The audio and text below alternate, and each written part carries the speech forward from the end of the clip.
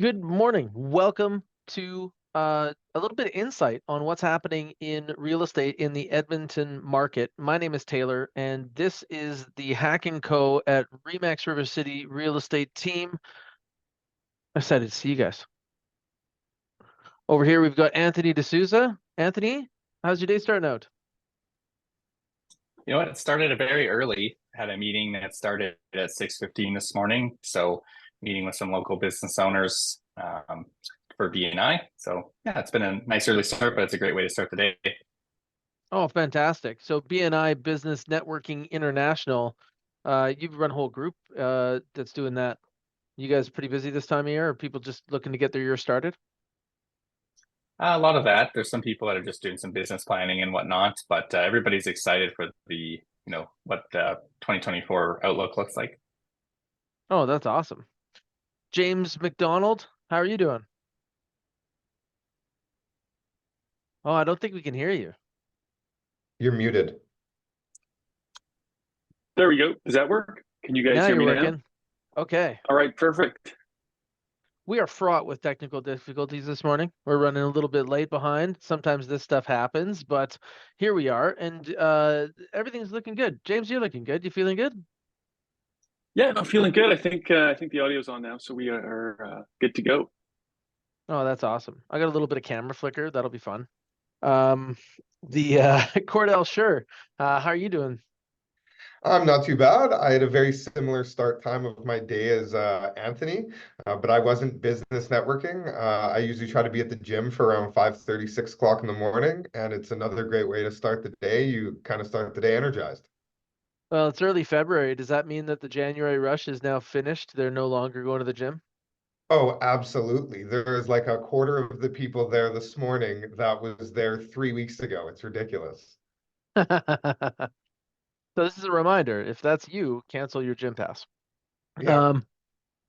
And Jane, how are you doing this morning? Oh, I think you might be muted as well. Oh, sorry about that. I'm doing good. Thank you. And yeah, Oh, it's been busy, but all is good. Oh, that's great. Yeah, you know what? Every year is a little bit different, and seeing everybody run through this January, it's always different stories. Some people are building their business, and Jane, you haven't been building your business. You've just been running along. This was your best Yes. month ever, eh? Yes, I have a very busy month because a lot of people move our province to Alberta.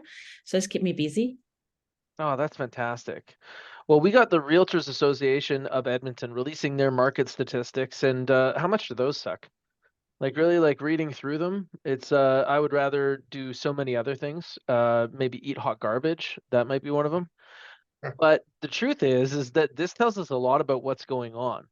And I don't think a lot of people understand that if you don't have a good handle on what's normal, you're actually not very effective at negotiating. Agree or disagree?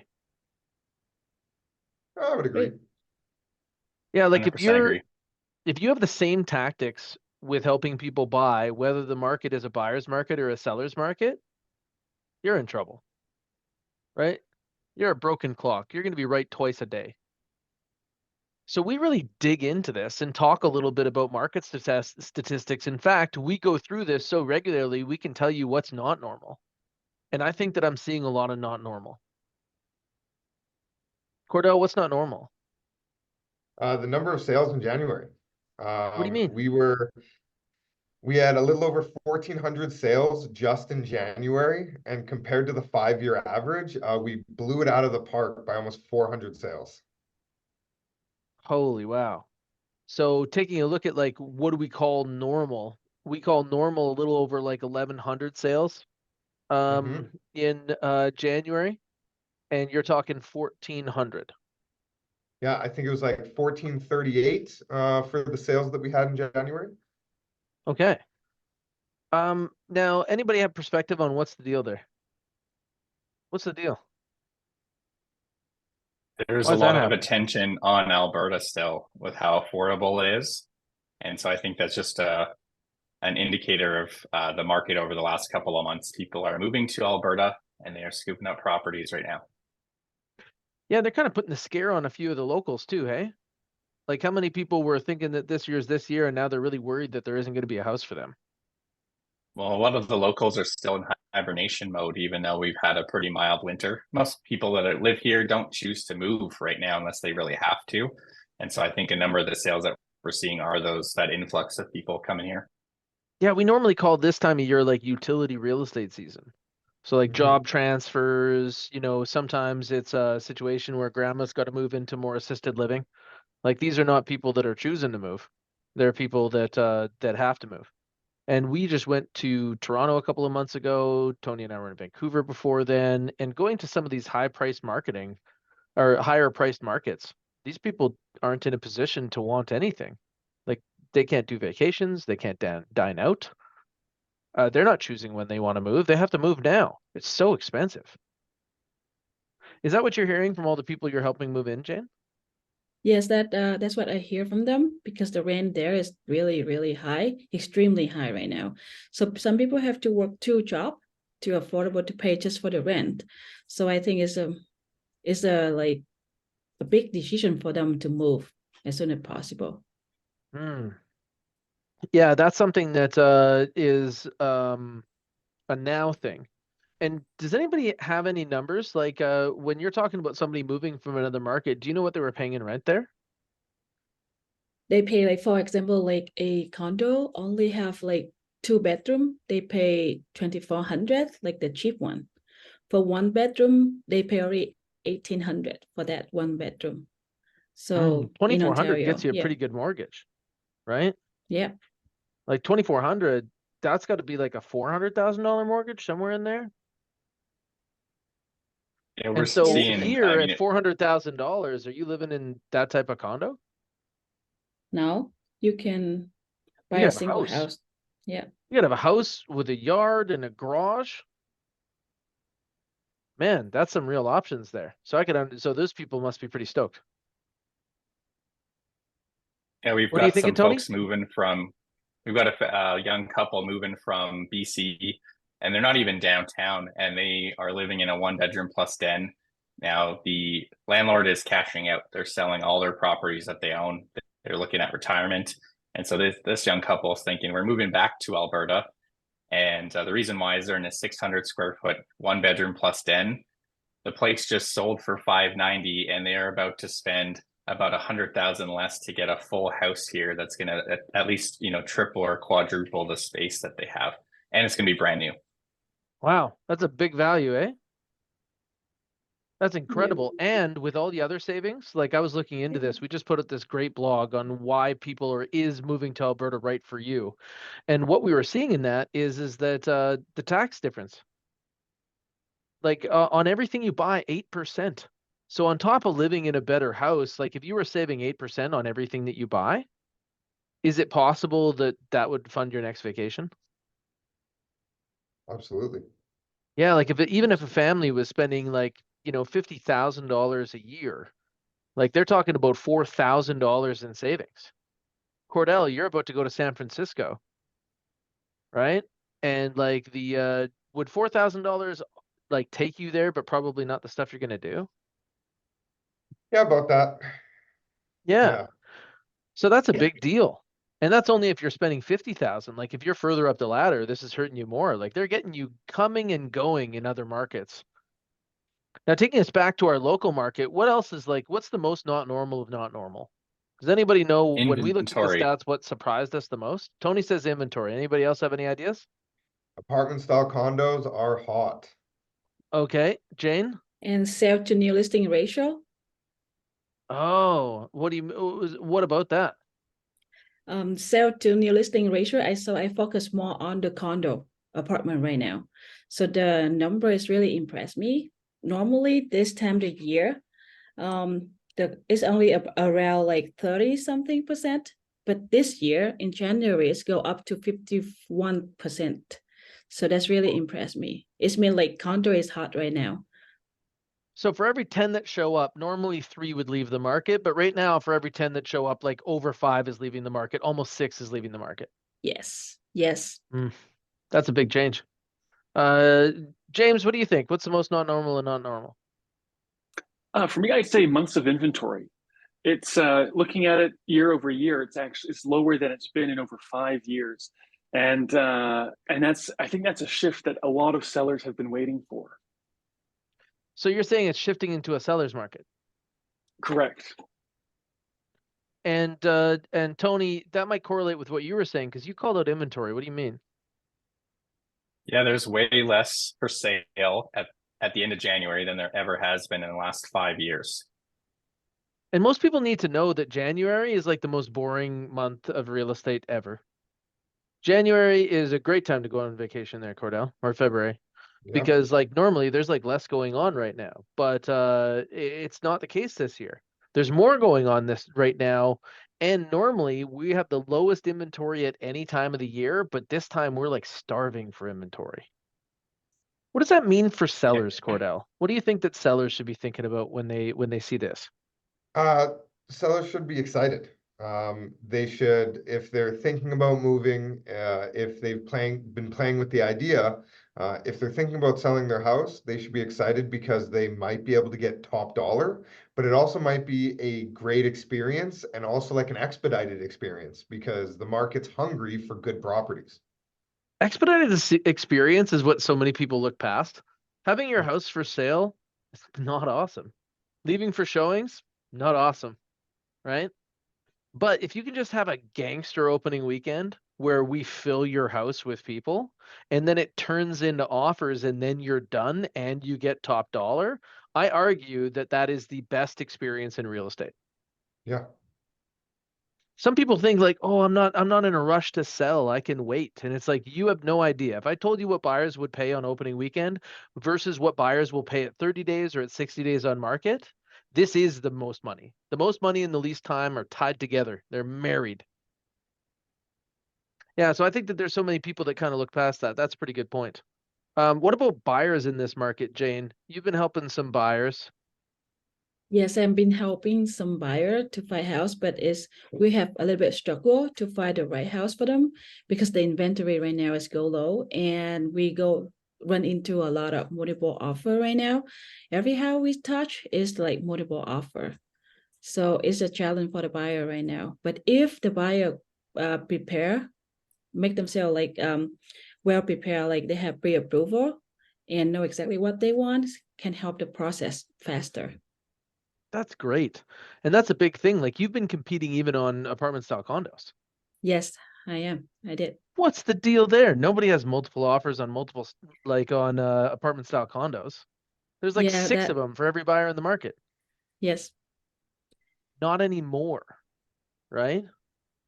And we were looking at list to sale percentage when we were initially like going through the stats. The sale on apartment style condos in Edmonton is now changing. Like it would be considered a limited time offer. So you used to be able to get a 5% rip from list to sale price on the average condo in Edmonton, and we've seen that tighten to 4%, and that's because some of them are going over. And the other thing that we noticed was that that all the action was at the bottom of apartment style condos, but at the top of the other segments. Like average price on single family is up, on semi-detached is up, on townhouses is on the high side, but in apartment style condos, it's not. And that's because where all the buyer attention is at the bottom. That's terrifying to me. And what I mean by that is that I was doing mortgages during the boom in Edmonton in 05, 06, 07, and realtors couldn't even get a sign on the lawn. And that's what I feel is coming right now. Like the fuel is at the bottom of our market where it's been the most beat up over time. That's very interesting to me. But Tony, in a market like this, how are you guiding those people that need to both sell and buy? It really depends on their situation or their risk tolerance. Yeah. Sellers are excited and they're also nervous because they're worried about like, where are we going to go, right? If it does go like gangbusters and our place is gone and we're getting all the money, that's all nice. But what we're seeing is we're having to, really discuss a couple options.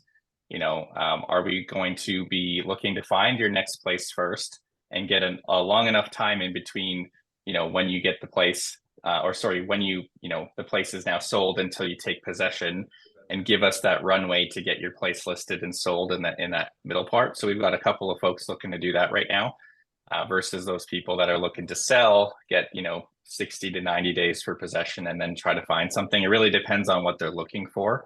And so we have to really reverse engineer where they're trying to go to determine which path forward is the best for them.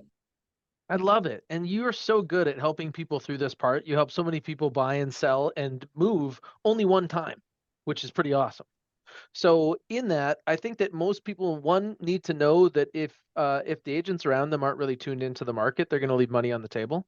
And they're going to have horrible experiences on this side, meaning that if there is certainty on your sales side, that means there's question marks on your purchase side. If there's question marks on your sales side, that normally means that there's certainty on your purchase side. And that's the market we're coming from. So those people that haven't updated their playbook are not going to be able to be successful, right? And like James, on your last listing, in this market, who has more confidence, buyers or sellers? I think right now I'd say sellers. Yeah, so did you Especially- notice that the way that you pushed around that buyer on your last listing? Like they that's wanted right. to stop. They told you best in final. Did you take their best in final? No, we didn't. We were confident that we could just hold because we'd had so much interest just in the first 2 weeks. So we kind of held firm, and then they folded and they came up to meet us. So. And that's fantastic. And Jane, on that side, you've been going into these multiple offers and we know how to win, right? Like we have a competition strategy and process. Yes. But your buyers, like they need to understand why they need to win. Like why do they need to pay more and get this house? Does it matter if they lose? Yes, it's matter if they lose, because if they lose for this house, they go to the next house, the price gonna be more expensive compared with what they already lost. So I try to manage that to make them like pay not like overpriced too much, but understand the market, well understand that, and understand that if they lost this, they're gonna go to the next house, you're gonna pay more. Yeah, so getting these wins is what saving money looks like. And helping people understand that is so important. Now, Cordell, on the last place that you purchased, you found out there was like 13 showings on the day you went in there. Yeah, on opening day. How did you get out of there without getting into multiple offers? One, I just explained to my clients that we're gonna have to be quick. And then I brought in an offer that wasn't even list price, but everything else was so tight and organized that it got accepted right away.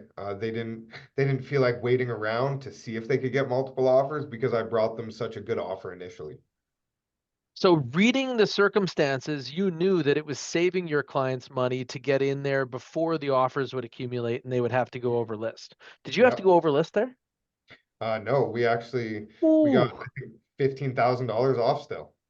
So you got it under list, you knew what it was worth so that you could come in, because like the hot properties and the not properties are next door neighbors and people can't see that, right?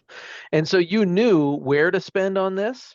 You came in with a strategy that would get you there, because if the market responded with 2 or 3 offers, somebody would have had to overpay to get this place. Yep. That is a responsible purchase. Do you guys see the difference in strategies here? We have individual strategies for each of the buyers that we're working with because we've seen so many strategies. Like Tony, you're approaching 200 sales. With that much perspective and coming into this market, and also with the traveling you've been recently doing to get strategies, how confident do you feel that you can operate in a low inventory market? Oh yeah, super confident. We also have a good rapport with agents here. We connect, we chat, we share ideas. We know kind of who's got some game, and we come in very organized. And so agents, really appreciate that. Oftentimes we're presenting offers, and if it's close, they're like, you guys it seems like a more sure thing if we bet on your horse or your buyer, right? And so, yeah, I just like being organized. And I do have a story to share about a duplex that I've seen. Yeah. So picture this duplex in Edmonton, brand new, maybe a couple years old, around 1,600 square feet. You've got the front attached double garage. Depending on the neighborhood here, you could be looking between, 375 to 425, maybe for a really nice one, 450. right? All the upgrades and stuff like that. That's something that we see often that builders are providing. I am seeing agents from Calgary sharing that exact same property for 600,000 now. And multiple offers are happening on those properties right now. So even in Alberta, we're starting to see that price difference among similar properties, and that's like double what it would be in other places. Wow. So that's an indication of where Edmonton has to go. We can often see our potential from Calgary as they pace ahead of us. So that is, it's really amazing that you're noticing these things and also conveying it to the people that are working around with you. So thank you so much for everybody sharing a little bit of market insight with us. It's so important that people understand that, you know, when you're bringing your property to the market, the most dangerous thing is leaving money on the table now. If you do not have like an organized process with a coming soon setup and other things, like here we call it our listing launch week, but we're not like every agent in the marketplace. We run game plans with teammates. We work like a sports team. It's way different here. And then on the buying side, not only this network, but the network that Tony was talking about that we keep out in the marketplace. Right now, I think that between all of us, we could probably tell you about a dozen properties that aren't on MLS. Would you guys agree? Yep. And Yep. being able to see the stuff before the public sees the stuff is actually going to be where the wins are. So these are what I would be looking for if I was in the marketplace and I wanted to save myself from a 3-star experience in real estate. But you can do that for your family right now by calling our fast agent hotline at 780-909-6770. You can talk to one of our teammates, look how available we are. Like there's this many of us and we are designed for performance. So let us know how we can help you. Let us know what your plans are in the future. The earlier we get involved, the more help we can be. And if you already have an agent or maybe your spouse has an agent that they like, please interview 3.